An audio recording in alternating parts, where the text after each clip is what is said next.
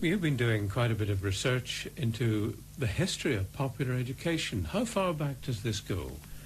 Well, when we think of popular education in Ulster in the past, it goes back to perhaps the beginning of the 18th century. And then our thoughts might stray to the so-called hedge schools. And indeed there is much romance and mythology associated with them. They got their name from the period in the early 18th century when Ireland was subject to the penal laws and Catholics were forbidden under law to keep their own schools. Hence, itinerant schoolmasters set up schools literally behind hedges and ditches. These wandering schoolmasters would often be poets and scribes for well-off gentry who, to supplement their income, conducted rough schools. The pupils might perhaps pay 5 shillings a quarter and have for this lessons in arithmetic and English. For the additional sum of, say, 2 shillings a quarter, they might receive a rudimentary tuition in the classics. The schools were highly irregular affairs, the master and pupils being sometimes chased by angry church wardens. Later, as the 18th century progressed and the penal laws became more relaxed, barns and outhouses were used. As you can imagine, learning conditions were far from ideal, but the name hedge school stuck. Many famous people, for example Daniel O'Connell and Henry Cook, the famous Ulster Presbyterian, were hedge school boys.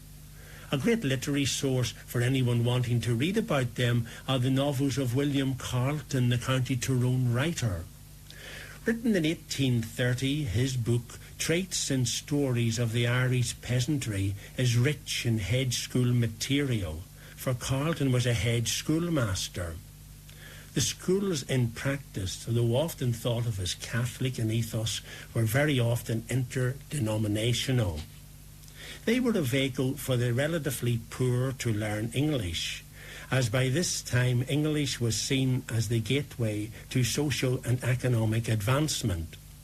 A report on the state of popery in Ireland in 1731 found them established all over the country. Armagh Diocese had 47 schools, whilst Raphoe had just 6. I'd like to give you, Walter, a very short description of one such school. Pat Frayne's schoolhouse at Skegney in County Tyrone was a rude structure. According to Carleton, this was built for him, a sod house scooped out of the bank on the road, and in the course of a month was filled with some 100 scholars, some female.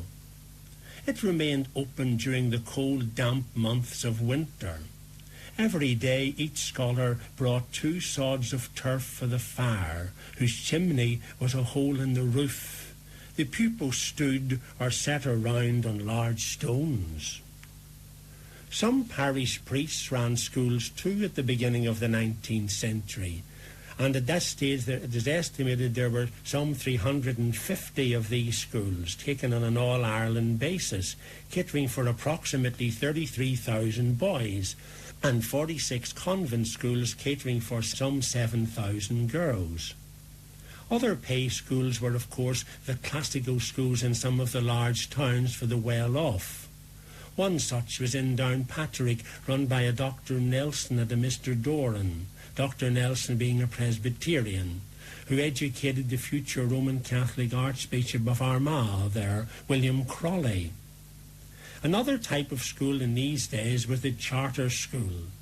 These were established around 1730 by a group of well-off gentry as boarding establishments. Their aim was to wean the children of the poor away from the Catholic religion. These gentry genuinely felt Catholicism was a backward religion, and they encouraged the parents of poor Catholics to let their children be taken and put into these boarding establishments.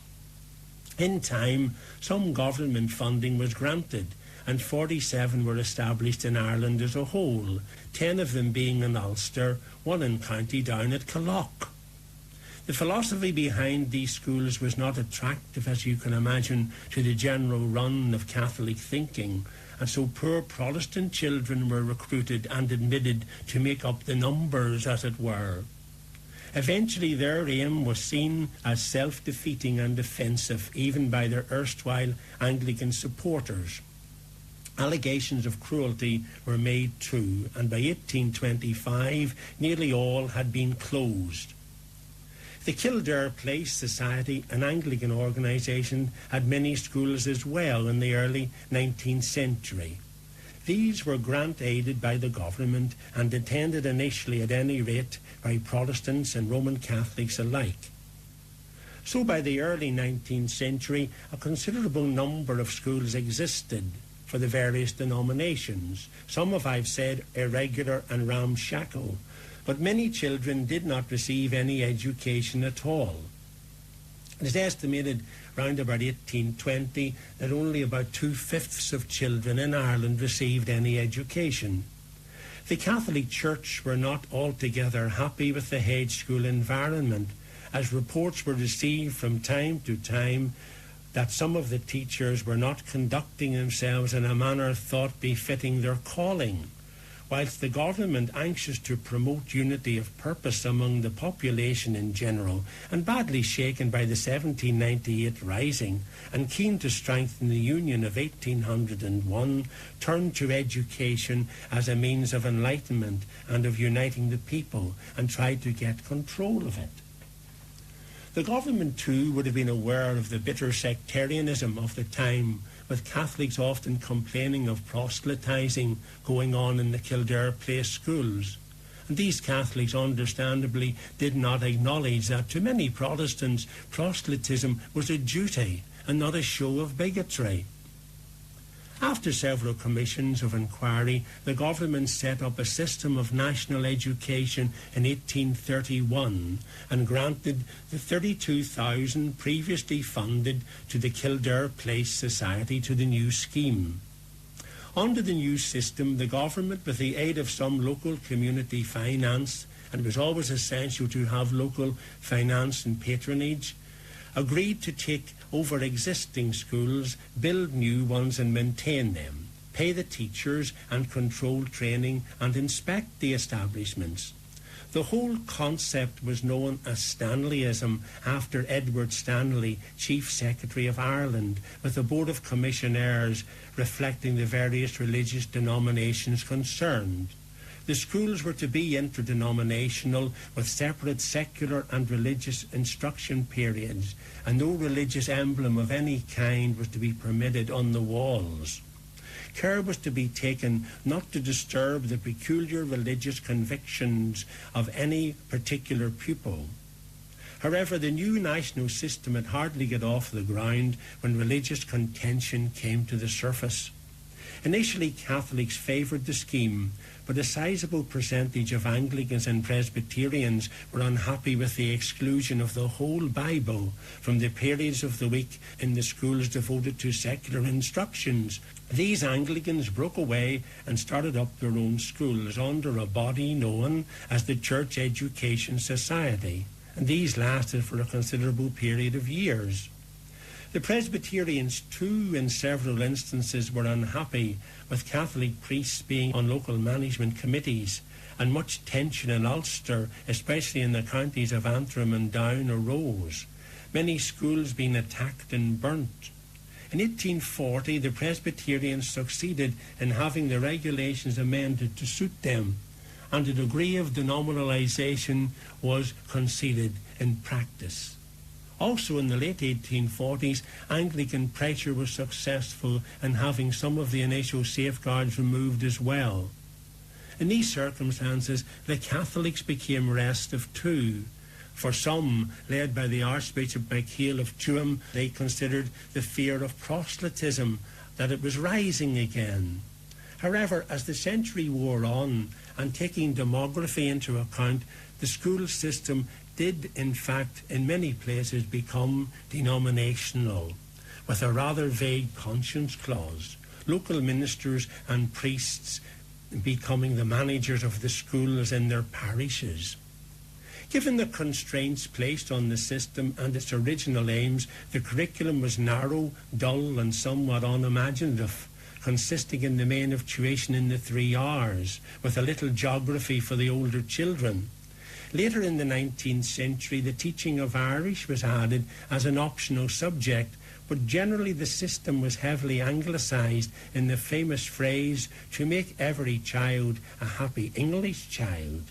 Students passed through stages called books, so that one might hear the saying, "What book were you in when you left school?" And many scholars left school only after completing the 3rd book. The National Board set up temporary training arrangements for teachers in some stables in Merrion Street in Dublin.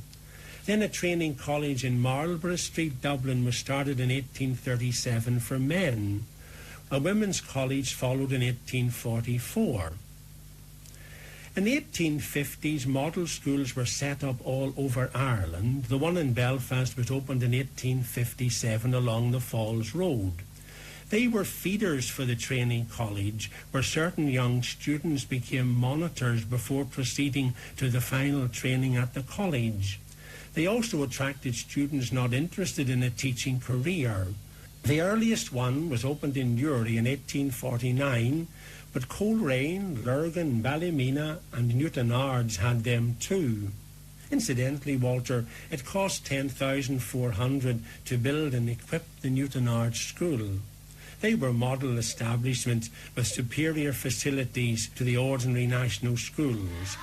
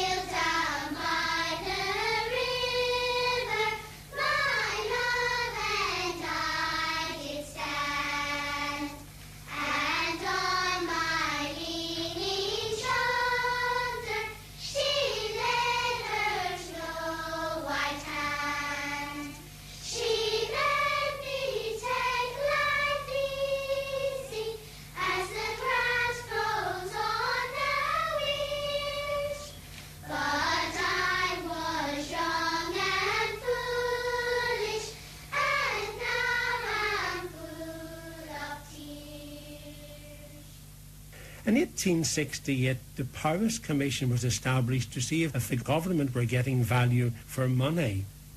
The costs had escalated. The initial cost was $32,000. By 1850, it had arisen to $125,000, and by 1870 to nearly $300,000. And even then, it wasn't enough money to deal with the clamour for education that there was. Many ordinary national schools were dark, cold places. Vere Foster, the noted philanthropist, fixed up many dilapidated schools and generally gave his considerable fortune to filling gaps in the system. The Powys Commission, too, were concerned with lack of standards in the school, low attendance rates, and in 1872 recommended a payments by results scheme in an attempt to improve standards. A bounty was paid to individual teachers on top of their basic salary for each child who made 100 attendances in the year and reached a prescribed standard in the board's curriculum and books. Basic standards were driven up, but in return the curriculum and methods of instruction became even more dull and mechanical. Also, as can be imagined, the relationship between teachers and inspectors became quite fraught. It was abandoned in 1900. In 1883, the government recognised denominational training colleges. This was something the Catholics had wanted from the 1850s when they withdrew all their children from the model school system, or nearly all, as some parish priests persisted with the model school system. However, in 1883, St Patrick's Drumcondra was opened for men, Our Lady of Mercy Bagot Street was opened for ladies, and the Kildare Place College was opened for Anglicans. Later, De La Salle, Waterford and St Mary's Belfast was opened for women in the year 1900. Now the course was extended to 2 years full training, where previously it had only been 5 or 6 months. In 1897, the Belmore Commission studied education in many countries. It called for a wider curriculum and for students and teachers to make more use of the local environment. But the recommendations were not really acted upon, as teachers would have needed extra training. Even by the turn of the 20th century, it is estimated that approximately 50% of the teachers in the national schools were untrained for teaching. Regarding discipline, Walter, the motto was, "Life is hard, why should school be easy?" The rod was not spared. This situation continued right down to present day in many schools. I have a contemporary report here from a pupil in a school. It's called Blackstaff National School in Belfast, and he makes his comments round about the year 1900. The master of this school put fear into every scholar. We were all boys, and he certainly taught us, for he used his cane. I felt the weight of his cane when I got to school. He would make the strongest boy carry the defaulter on his back while he followed up with the cane.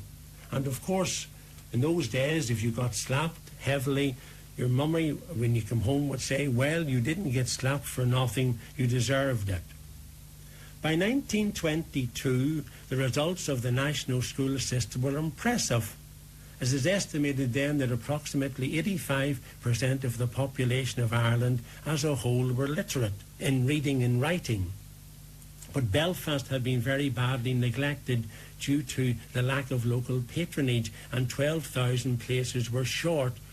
And there wasn't enough, again, attention paid to other aspects of the scheme as well. The new Northern Ireland government asked the Lynn Committee, chaired by Sir Robert Lynn of the Northern Whig, to advise it.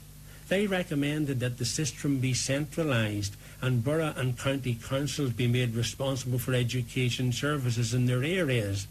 National schools became public elementary schools, and Lord Londonderry became the education minister. In these years, a man with a wonderful name, Andrew Napoleon Bonaparte Wise, became the permanent secretary of the new Northern Ireland Ministry of Education, and much reform commenced. Under the 1923 Act, the new LEAs had the power to compel parents to send their children to school. The school attendance officers had the letters SAO on their caps, and some wags would call them "Sammy, eat your orange." However, schools also under the Act were not allowed to provide religious instruction within the hours of compulsory school attendance, or take religion into account when appointing teachers. As you can imagine, Walter, this created the type of uproar of a century or so earlier. It was history repeating itself, and Londonderry to some extent was naive if he thought that they could get away and carry this out in practice. On the Catholic side too, they opposed the proposals of the government, which stated that school management committees should have 1/3 representation from LEAs. And the Catholics refused to transfer their schools. Thus they got no capital grants for new buildings or maintenance, but the salaries of their teachers continued to be paid. Though for the first 10 months of the new state of Northern Ireland, the salaries of Catholic teachers were paid by the Irish Free State government in Dublin. However, on the Protestant side, due to unionist and denominational pressure from the churches and the Orange Order, the Amending Acts of 1925 and 1930 alleviated their grievances, whilst to Catholic schools was granted 50% grant aid for capital projects in 1930 as well. In 1932, a new curriculum was introduced, which continued down to virtually the present era. The 1939-45 war created many problems in Belfast, especially in the evacuation of children to safe country areas. After its conclusion, further reorganisation took place in Northern Ireland. The 1947 Act saw the introduction of the 11+ exam and the creation of the new secondary intermediate schools, as well as the increasing of the capital grant to the Catholic schools to 65%. The term public elementary school began to be faded out from then on, and the modern term primary school substituted for it. Children now transferred to the secondary school from the age of 11, though full reorganisation in this regard took many years to complete. Walter, one of the pleasurable aspects of doing research of this kind are the humorous stories one encounters along the way, and if I may, I'd like to relate one or two. One told to me by a retired inspector concerns the disappearance of two elderly bachelor brothers. This might have been 50 years ago, who taught in different schools in Belfast. They went missing for a few days, and this inspector was asked to investigate by the school managers concerned. He concluded and reported rather drolly, in his own words, their disappearance seemed to be connected to the fact that there was racing at Leopardstown on the days in question. Another one was a teacher in County Tyrone related to me how one day he received an impromptu visit from an inspector who demanded he take a lesson. As the lesson on deserts was in progress, the inspector wandered around the room, whose walls were bare except for a map of the world in one corner. The inspector started to scoop dust from the window ledges and shelves. At the conclusion of the lesson, the inspector rather uppishly asked as to why there was so much dust about. Quick as a flash, the old teacher quipped by stating, "Oh, that's just sand from the Sahara." And of course, the writings of Michael McLaverty are full of references to schools. His story of the potsheen maker comes to mind, where the old teacher does the same science lesson over and over again, calling it condensation and evaporation, and really making potsheen in the process and getting tipsy. He even does it for an inspector who calls, and he gets tipsy as well, and gives a boy in the class a penny for carrying his case to the railway station afterwards, and tells the pupil he's the best boy in Ireland. Names for the strap too were rich, one teacher calling his the Black Doctor, and he gave one slap for each blot that there was on a boy or girl's copybook. While sally rods and chair legs, even short hose pipes were used on occasion.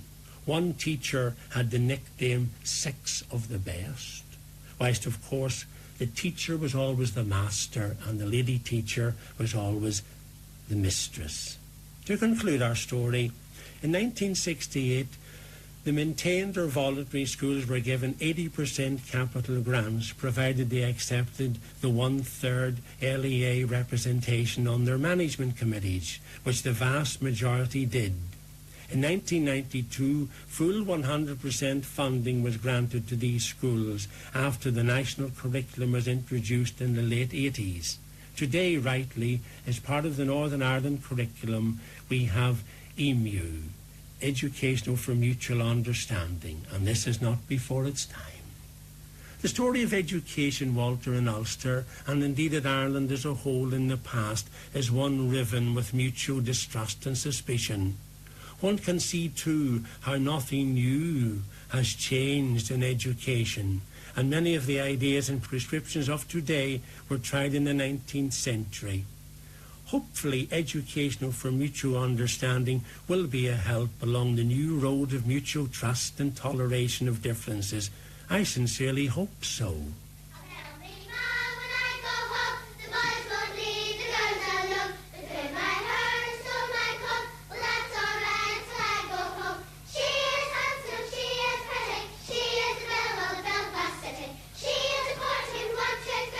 Please